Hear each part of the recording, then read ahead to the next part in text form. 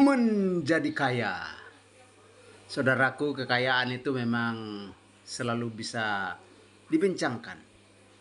Bagi saya, bukan kaya, tetapi berdaya guna.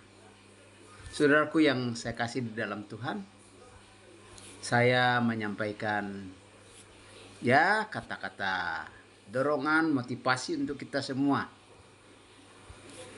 Kalau kita kaya, itu adalah berkat Tuhan. Kaya bukan tujuan dari hidup kita. Kaya bukan cita-cita hidup kita.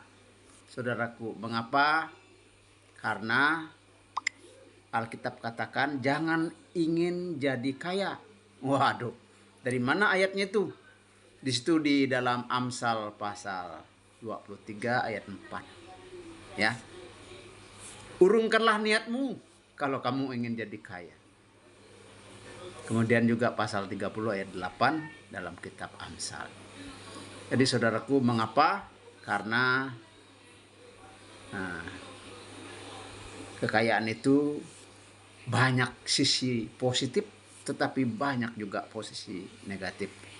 Dan kita akan melihat dari firman Tuhan, sorotan firman Tuhan.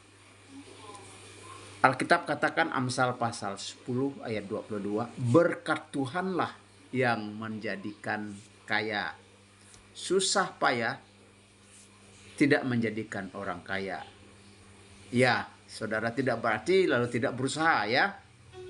Tetapi biarpun orang itu sudah bertumpus lumus, tetapi kalau Tuhan tidak memberkatinya, susah juga dia. Ya.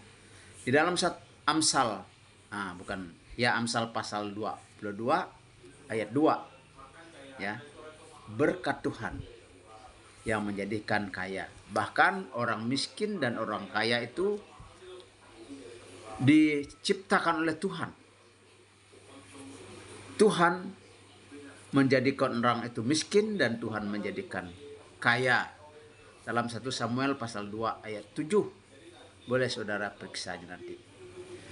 Namun di dalam 1 Raja-Raja pasal 3 ayat 11, Salomo dia tidak minta kekayaan, tetapi dia minta hikmat, kebijaksanaan. Apa yang Tuhan kasih. Karena kamu tidak meminta kekayaan, kamu tidak minta musuhmu binasa, tapi kamu minta hikmat, maka saya memberi hikmat, saya memberi kekayaan. Dan akhirnya memang Tuhan memberi kekayaan yang luar biasa. Di dalam 1 Raja-Raja pasal 10 ayat 23, di situ dikatakan bahwa Salomo memiliki kekayaan. Dari seluruh orang di muka bumi, Salomo lah yang paling kaya. Saudaraku, di dalam pasal 11 ayat 24, ada yang berhemat secara berlebihan tetapi tetap miskin. Ada yang menyebar hartanya, berbagi, berinvestasi. Ia akhirnya menjadi orang yang kaya raya. Nah, ada nasihat yang bagus dari Amsal pasal 13 ayat 11. Memperoleh kaya mulai dari yang sedikit,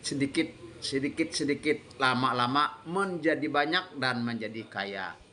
Saya sering mengajarkan kepada keluarga saya, kepada anak didik saya, kepada jemaat, agar kita bekerja dengan rajin, mendapat berkat, terus mendapat berkat, dan Tuhan memberkati.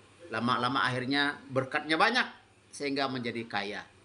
Nah, apa yang terbaik saudara-saudara? Kita ingin supaya berdaya guna.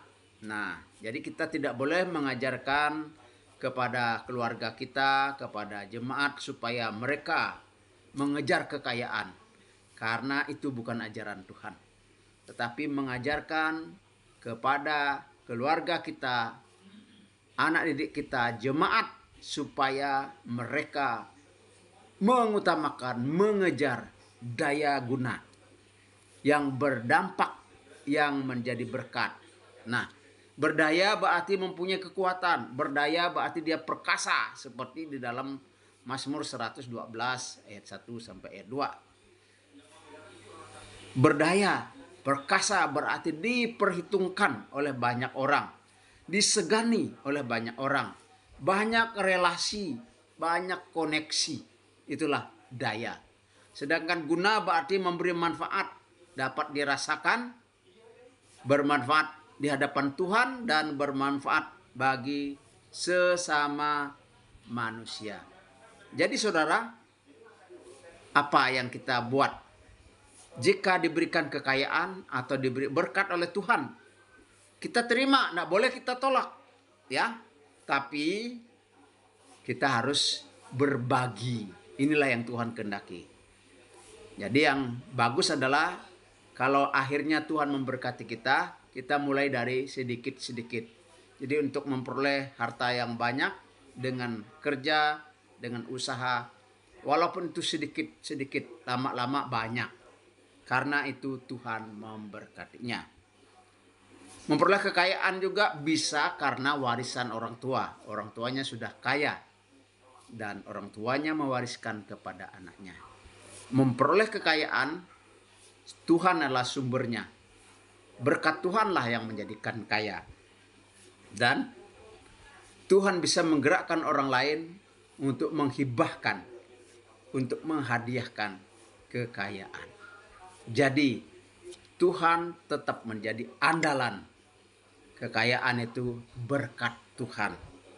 Yang paling utama adalah supaya hidup kita berdaya dan berguna. Tuhan memberkati kita. Haleluya.